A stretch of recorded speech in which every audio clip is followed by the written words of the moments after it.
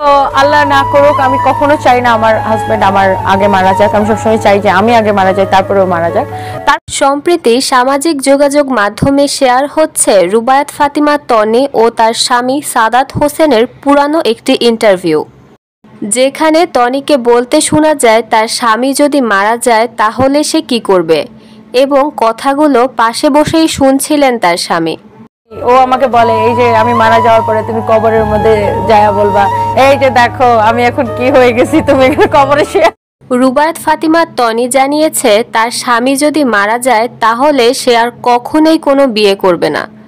তার ধ্যান জ্ঞান পুরোটাই এখনকার মতো শুধু তার ব্যবসার প্রতি থাকবে এবং নজর দিবেন তার সন্তানদের বড় করার ক্ষেত্রে। আমি আসলে কাজের মধ্যেই থাকতে চাই, এমন না যে আমি আরেকটা বিয়ে করব বা জীবনের শেষ দিন পর্যন্ত সাদাত রহমানের ওয়াইফ হিসেবেই থাকবো। তনির এ ধরনের কথায় বারবারই ইমোশনাল হয়ে যাচ্ছিলেন তার স্বামী। তনি আরও জানায় এর আগেও তার স্বামী একবার লাইফ সাপোর্টে গিয়েছিল। তার বেঁচে থাকার মাত্র 5% সম্ভাবনা ছিল, কিন্তু তনি তার লাইফ সাপোর্টে থাকা স্বামীকে কানে কানে জানায়, এত তাড়াতাড়ি মরে গেলে অল্প বয়সী মেয়ে কেন বিয়ে করছো। এবং লাইফ সাপোর্টে থাকা প্রত্যেকটা সময়ে সে প্রচুর মনোবল নিয়ে এবং শক্ত মনোভাবে থাকতো তার সামনে। খুবই ভালো মানুষ। আর ও মোটেই, যারা সুগার ড্যাডি বলে আমার খুব খারাপ লাগে, ও মোটেই সুগার ড্যাডি না, ও হচ্ছে সারফরাজ সানভীর ড্যাডি।